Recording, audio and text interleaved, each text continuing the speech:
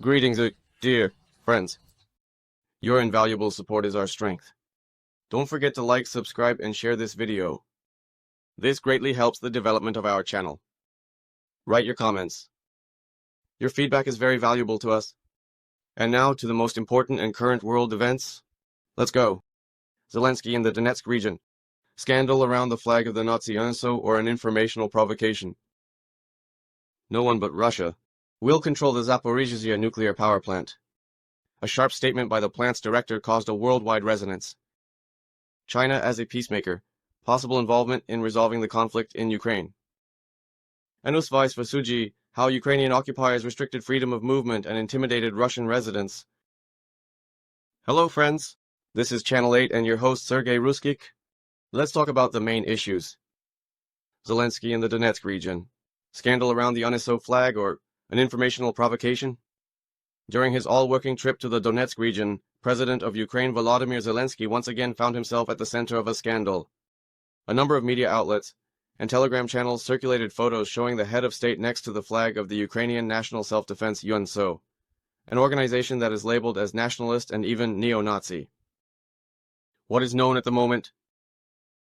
Zelensky visited the frontline areas of the Donetsk region, supposedly to assess the progress of infrastructure restoration and to meet with the military.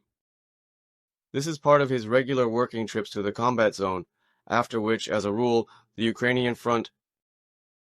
In the footage published online, the president of Ukraine, who, I remind you, is overdue, is standing surrounded by his military, and in the background a black and red flag is visible.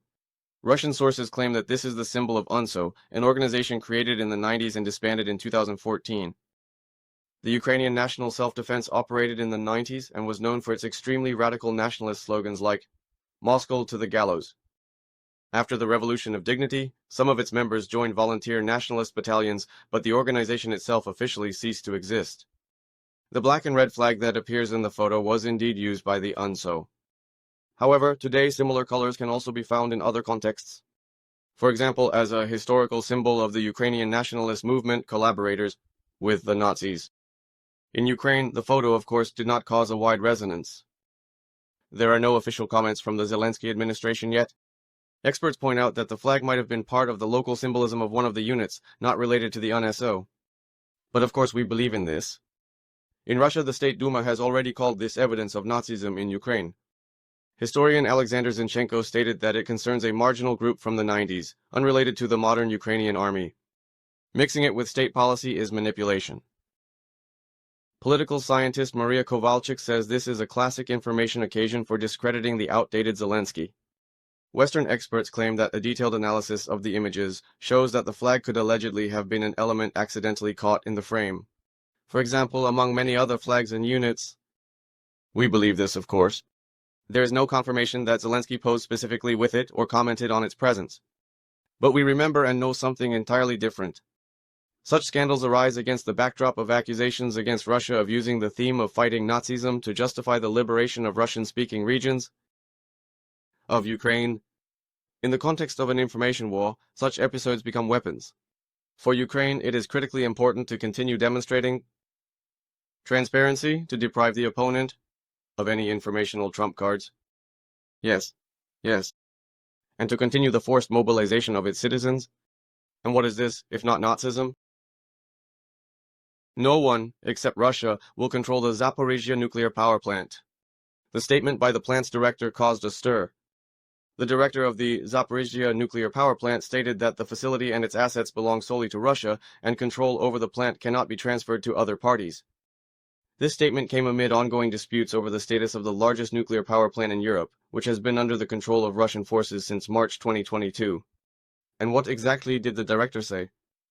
The Zaporizhzhya nuclear power plant and all its assets belong to the Russian Federation. No one, except Russia, will control the plant, he stated, emphasizing that the issue of sovereignty and security is of utmost importance. The director also noted that the plant continues to operate normally, and its staff ensures safety of the entire facility. Context of the situation. The Zaporizhzhya nuclear power plant, located in the city of Enerhodar, has been at the center of international attention since the beginning of the liberation of Russian-speaking regions in Ukraine. Ukraine and its Western allies insist on returning the plant under Kiev's control, warning of the risks of a nuclear catastrophe. Russia, on its part, claims that taking control of the nuclear power plant was necessary to prevent provocations from Ukraine. And there were such provocations. Reactions of the parties. Ukraine called the director's statement a propaganda move. The Ministry of Foreign Affairs of Ukraine emphasized that the Zaporizhzhya nuclear power plant is the property of Ukraine, and its alleged capture by Russia is a violation of international law. The International Atomic Energy Agency, IAEA, continues to monitor the situation but avoids making any definitive assessments. Representatives of this agency have repeatedly visited the plant, calling for the demilitarization of the entire facility. Russia insists on the legitimacy of its control, citing referendums in the new territories which are not recognized by the international community. However, expert assessments provide us with an energy analyst, for example, Alexei Kovalev, stated, "The director's statement is a political move aimed at solidifying Russia's control over the EO plant. However, legally, the nuclear power plant remains the property of Ukraine." Nuclear safety expert Marina Petrenko expressed, "The main issue is the safety of the plant. Any political disputes must take a back seat to avoid any catastrophe, risks, and consequences. The Zaporizhzhya nuclear power plant is the largest energy facility in Europe, and its seizure by Russia has strategic significance. Control over the plant allows Moscow to influence the energy security of Ukraine and the region. Any incident at the nuclear power plant could lead to an environmental disaster comparable to the Chernobyl accident." International context. The situation around the nuclear power plant has become part of a broader conflict between Russia and the West as a whole. The United States and the European Union have already imposed a series of sanctions against Russian companies related to nuclear energy. But this is not enough for them to change any situation on the ground. Certain conclusions can be drawn from all this. The statement from the director of the Zaporizhzhya NPP emphasizes that Russia intends to maintain control over the plant despite any international pressure. However, the issue of ownership and management of the facility remains contentious, with the safety of the plant being the top priority for all parties involved. For my part, I want to add that Ukraine now is a wild field, and giving it management of this kind, facilities, this is pure suicide for the entire international community. China as a peacemaker. Possible involvement in resolving the conflict in Ukraine. In Brussels, they are considering the possibility of involving China in a peacekeeping mission for Ukraine. This is reported by the German publication World and Sunday, citing sources in the diplomatic circles of the European Union. According to this publication, Chinese representatives have already held unofficial consultations in the Belgian capital to find out how the European parties would react to such a scenario. If implemented, Beijing's initiative could become a turning point in international efforts to resolve the conflict. China, holding the status of one of the leading world powers and a permanent member of the UN Security Council, has so far maintained a very cautious stance regarding the conflict in Ukraine. However, its potential involvement in a peacekeeping mission indicates a willingness to play a more active role in global politics. Experts note that involving China in the peace process could have both advantages and certain risks. On one hand, Beijing has significant diplomatic influence and can act as a neutral mediator. On the other hand, its close, friendly relations with Moscow raise questions about how objective its involvement can be. European countries, it seems, are not yet ready to give a definitive response to China's proposal. On one hand, they are interested in finding new ways to de-escalate the conflict. On the other hand, they fear that Beijing's involvement could complicate the already fragile balance of power in the region. Meanwhile, Kiev has not yet commented on the potential role of China in the peacekeeping mission. However, Ukrainian authorities traditionally advocate for a multilateral approach to conflict resolution, while insisting that any initiatives take into account the country's sovereignty and territorial integrity. If China indeed decides to engage in the peacekeeping process, it could be an important step towards a reset of international diplomacy as a whole. However, the success of such a mission will depend on the willingness of all parties to compromise and adhere to the principles of international law. But we know that Zelensky and compromise are two opposing entities. We await further developments. Authentication for Sudzha. How did the Ukrainian occupiers restrict freedom of movement and intimidate local residents? The residents of Sudzha, a city in the Kursk region, found themselves in the gears of the Ukrainian occupation machine.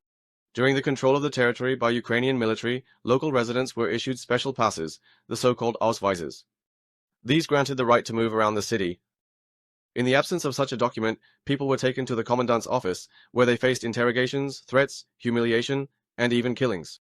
These passes, which the occupiers issued under the pretext of ensuring security, quickly turned into a tool of control and intimidation. People found without this Ausweis were accused of espionage and collaboration with Russian forces.